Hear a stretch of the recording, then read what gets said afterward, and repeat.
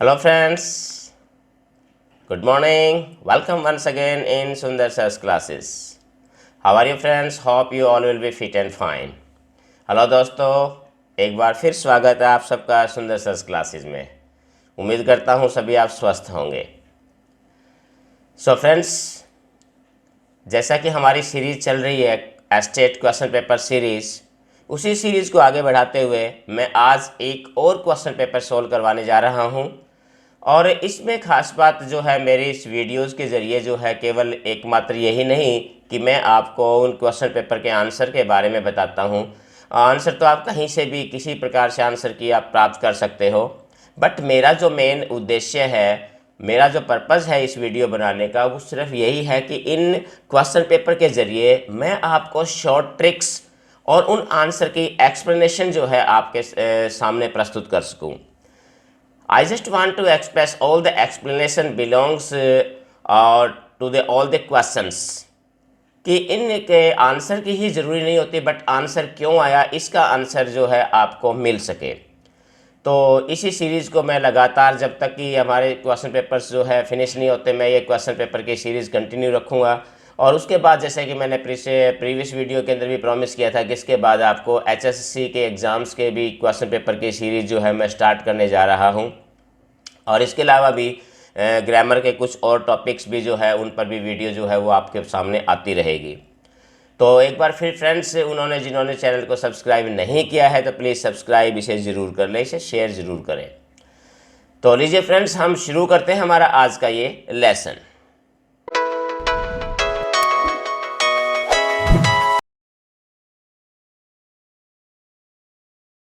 First question you can see, identify the adjective from the given sentence. इस sentence में आपको adjective find out करना है।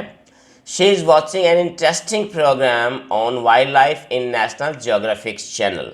ये सेंटेंस है और इसमें से आपने देखना कि एडजेक्टिव कौन सा है। चार ऑप्शन दिए गए हैं, watching, interesting, programme, wild life. तो देखिए, सबसे पहले तो मैंने आपको बताया था कि आपको ये जो पार्ट ऑफ स्पीच इनसे बिलोंग्स क्वेश्चन जो है वो ज़रूर पूछे जाते हैं। नाउन है, प्रोनाउन है, एडजेक्टिव है, एडवर्ब है, वर्ब है, इंटरजेक्शंस वगैरह है, प्रेपोजिशंस वगैरह है और पंक्चुएशन से संबंधित। तो इसमें जो है चार ऑप्शन देखिए। फर्स्ट वॉचिंग, वॉचिंग जो है हमारे पास यहाँ एज ए वर्ब है। इंटरेस्टिंग ये हमारे पास एडजेक्टिव है। प्रोग्राम नाउन है। वाइल्ड लाइफ ये भी एक नाउन है। तो यहाँ पर हमारे पास जो है सही ऑप्शन आपका क्या होगा, बी ऑप्शन आपका इंटरेस्टिंग है, वो हमारा जो है एज ए एडजेक्टिव काम इसमें कर रहा है। सेकंड क्वेश्चन है, which one of these options has the word arranged in proper order to form a correct sentence. यहाँ देखिए कि ये जंबल से वर्ड्स दिए गए, इनको आपने सही ढंग से अरेंज करके सेंटेंस को फ्रेम करना है।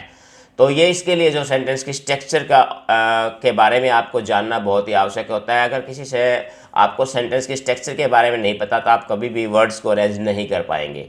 तो इसको देखिए, चल let's try for all these four options. Already I have paid the bill, I have already paid the bill, the bill है I have paid already, I have paid already the bill. तो देखिए, सबसे पहले इसमें action में subject आता है, subject के बाद उसमें हेल्पिंग वर्ब्स आती हैं और उसके बाद मेन वर्ब और उसके बाद ऑब्जेक्ट आता है। तो इसके हिसाब से अगर हम देखें तो इसका जो है बी ऑप्शन जो है वो सही ऑप्शन है, क्योंकि एक ध्यान रखना कि ऑलरेडी वर्ड है जो हमारा, तो वो प्रेजेंट परफेक्ट या फिर पास्ट परफेक्ट के अंदर आता है ये ऑलरेडी। तो ये दोनों ऑलरेडी वर्ड जो है वो हेल्पिंग वर्ब और वर्ब के बीच में ही लगभग यूज़ किया जाता है, इसलिए इसका बी ऑप्शन करेक्ट है। Question number 3, fill in the blank space with correct article in the given। Article का क्वेश्चन है, वेरी सिंपल सा क्वेश्चन है।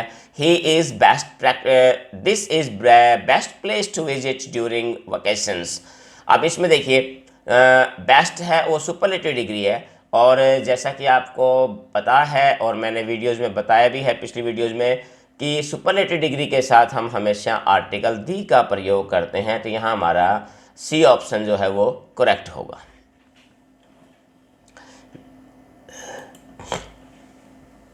Question number 4, in which one of the following sentence the punctuation mark has been correctly used in the end of sentence. देखिए, ये एक और हमारा part of speech है, पंक्चुएशंस उन्हीं से बिलोंग करता हुआ ये क्वेश्चन है। तो तो इसको देखिए, what a beautiful picture it is, what a beautiful picture it is, what a beautiful picture it is, what a beautiful picture it is. अब चारों सेंटेंस सेम है और इन्हीं के पीछे आप में देखिए, एक में एक्सक्लेमेशन साइन ऑफ एक्सक्लेमेशन है, एक में क्वेश्चन मार्क है, एक में सेमी कॉलन है और एक में जो है आप देखोगे फुल स्टॉप है।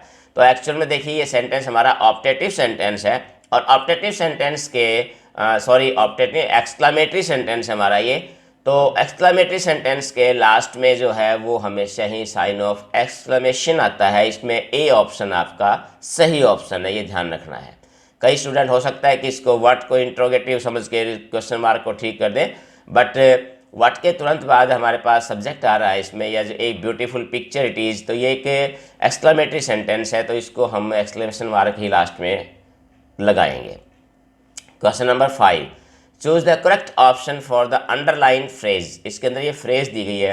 देखिए फ्रेजेज भी आते हैं, फ्रेजेज और ईडियम्स होते हैं, तो ये भी हमारे वोकेबलरी का ही हिस्सा होते हैं। तो ये भी जो है इसके पर भी जो आपको वर्क करना बहुत ही ज़रूरी है, क्योंकि वोकैब और फ्रेजल वर्ब्स भी हर क्वेश्चन हर एग्ज़ाम्स के अंदर पूछे जाते हैं। तो यहाँ आता है, why did U turn down such a good proposal. तो यहाँ टर्न डाउन जो फ्रेज दी गई है, इसने पूछा कि इसका सही ऑप्शन क्या है, इनका इसका आंसर जो है वो क्या मीनिंग निकलेगा। Refuse, reply, accept, postpone. Turn down होता है किसी चीज़ को मना कर देना, तो इनकार कर देना। तो इसमें देखिए आप रिफ्यूज़ वर्ड जो है इसका मतलब होता है इनकार करना, रिप्लाई का मतलब उत्तर देना होता है, एक्सेप्ट स्वीकार करना, पोस्टपोन होता है स्थगित करना। तो सही इसका जो टर्न डाउन का जो करेक्ट जो मीनिंग होगा वो ए ऑप्शन होगा आपका, रिफ्यूज़, इनकार करना। नेक्स्ट है, choose the correct preposition from the given option. अब यहाँ फिर एक बार प्रेपोजिशन से क्वेश्चन पूछा गया है। तो प्रेपोजिशंस में she is sitting next her brother in second row. तो ये देखिए कि जब आमतौर पे नेक्स्ट के साथ जो है हम टू का प्रयोग करेंगे, यहाँ पर हम नेक्स्ट टू होता है हमेशा। तो सिटिंग बाई, टुवार्ड्स, टू और ऑन, इनमें से टू हमारा करेक्ट ऑप्शन होगा, क्योंकि नेक्स्ट टू, फर्स्ट टू, तो इसके साथ हम जो है आमतौर पे जो है नेक्स्ट हमारे पास ये क्या है, एक ऑर्डिनल नंबर है, तो इसके साथ हम टू का प्रयोग करेंगे। Junior to, senior to, next to, तो ऐसे बहुत सारे वर्ड्स जिनके साथ हम यही प्रयोग करते हैं। Sentence number 7, fill in the blanks as space with correct adverb in the following sentence. अब ये एक और पार्ट ऑफ स्पीच हमारा एडवर्ब है, उसी से संबंधित ये क्वेश्चन पूछा गया है। तो इसमें यहाँ पर बताया गया, it is cold today, please don't go out for a walk today, very, some, much, little. तो अब यहाँ पर जो देखिए वेरी का मतलब बहुत ज़्यादा, सम का मतलब कुछ, और मच का मतलब भी ज़्यादा होता है, लिटिल का मतलब भी थोड़ा और ना के बराबर होता है। तो इसमें जो करेक्ट ऑप्शन हम यहाँ लगाएंगे वो ऑप्शन ए होगा हमारा, वेरी कोल्ड टुडे, क्योंकि सम, मच और लिटिल जो है इसके साथ सूट नहीं करेंगे, इसके हम वेरी का प्रयोग करेंगे। It is very cold today. Question number 8, which one of the words group is used as noun in framing sentences. तो यहाँ इसमें यह बताया गया कि इस सेंटेंस में, सेंटेंस को बनाने में कौन कौन से ऐसे इसमें कौन सा ऑप्शन है जो नाउन है, यानी कि सारे के सारे वर्ड्स जो नीचे दिए गए हैं इसमें advice, practice, admiration, advise, practise, admire, advisable, practicable, admirable, advisedly, practically, admirably. तो इसमें 4 प्रकार के जो है इसमें दिए गए हैं वर्ड्स, ये इसमें बताना है कि नाउन कौन से हैं। तो ये भी हमारा जो है आप देखेंगे तो क्या है कि पार्ट ऑफ स्पीच से बिलोंग करता हुआ एक क्वेश्चन है, इसमें नाउन्स का जो है कैटेगरी बताई गई है इसमें। तो यहाँ पर ए ऑप्शन आपका जो है वो इसमें सही होगा, क्योंकि एडवाइस, प्रैक्टिस और एडमिरेशन ये तीनों ही वर्ड जो है वो नाउन है। अगर बी ऑप्शन में जाएंगे तो बी ऑप्शन में तीनों वर्ड ये वर्ब है। सी ऑप्शन में अगर आप देखोगे तो तीनों वर्ड जो है हमारे एडजेक्टिव हैं, और चौथा अगर डी ऑप्शन में जाओगे तो चारों वर्ड हमारे ये एडवर्ब का रूप में काम कर रहे हैं। तो वैसे भी ध्यान रखना कि कभी किसी वर्ड के लास्ट में सी ई या फिर टी आई ओ एन आता है तो वर्ड नाउन ही होता है। और इसके बारे में अगर आपको ध्यान नहीं है तो मैं बता दूं कि नाउन, एडजेक्टिव, एडवर्ब, वर्ब का पता हम कैसे लगाते हैं, इसके बारे में शॉर्ट ट्रिक मैंने बताई है कि वीडियो के अंदर भी, अगर आप देखना चाहें तो वो वीडियो भी जो है मेरे इस चैनल पर मौजूद है, short trick to find out verbs, noun, adjective, adverb की आप पहचान कैसे करेंगे, तो उसमें जाकर आप इसमें आसानी से आप पता लगा सकते हैं। Question number 9, identify the word with a different sound represented by two underlined alphabets in the final level in one of the following words। देखिए फ्रेंड्स, इसमें जो है आपने क्या करना है, क्वेश्चन को समझना। देखिए, आप आंसर लिखने से पहले आपको जरूरी है कि क्वेश्चन को समझना बहुत ज़रूरी होता है। अगर आपको क्वेश्चन समझ में आ गया तो आप आंसर आसानी से हल कर पाएंगे। तो इसमें ये पूछा है कि जो नीचे दिए गए वर्ड्स है, इसमें दो अल्फ़ाबेट दिए गए हैं लास्ट में, तो आपने देखना है कि उनमें से किस अल्फ़ाबेट की जो साउंड है वो बाकी तीनों से अलग है। तो यहाँ पहला वर्ड है कैच, च की आवाज़ आ रही है। दूसरे में वॉच, इसमें भी च है। मैच, इसमें भी च है। और पैट्रियक, ये है हमारा नेक्स्ट वर्ड, पैट्रियक। पैट्रिक, वैसे मैं आपको बता दूं, पैट्रिक का मीनिंग होता है कि जैसे किसी कबीले में या किसी परिवार का मुखिया के रूप में इसका यूज़ किया जाता है वर्ड्स का। तो यहाँ क की आवाज़ आ रही है, यहाँ जो सी एच जो है वो च नहीं बल्कि क की साउंड दे रहा है। तो यहाँ पैट्रियक जो वर्ड है ये हमारा डिफरेंट साउंड दे रहा है। तो ये हमारा डी ऑप्शन इसका करेक्ट ऑप्शन होगा।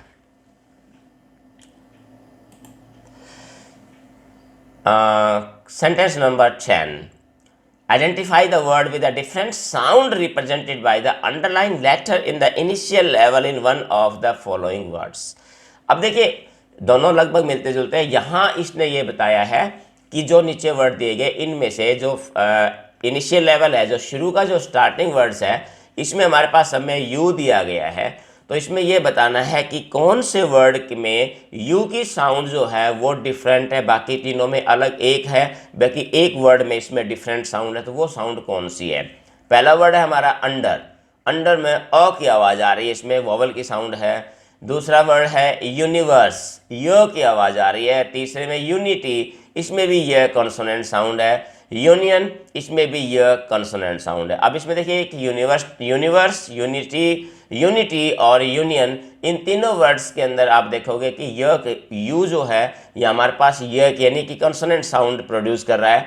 बट फर्स्ट वर्ड हमारा अंडर में अ जो है हमारी वोवल साउंड प्रोड्यूस कर रहा है। तो हमारा करेक्ट ऑप्शन इसमें ए हो जाएगा, अंडर।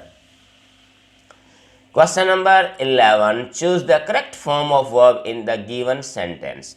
अब इसमें यह बताना है कि वर्ब की फॉर्म आपने चूज करनी, करेक्ट कौन सी है। It was a clear night and the stars.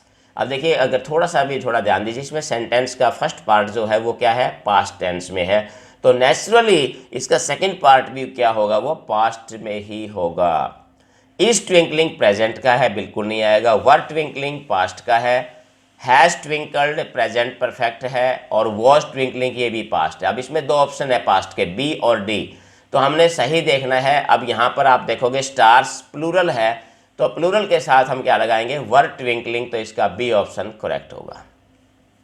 Next question number 12, give the correct synonym of the word given. अब इसमें साइनोनिम्स पूछा गया है कि साइनोनिम्स जो है इसका कौन सा है। स्पोरिफिक,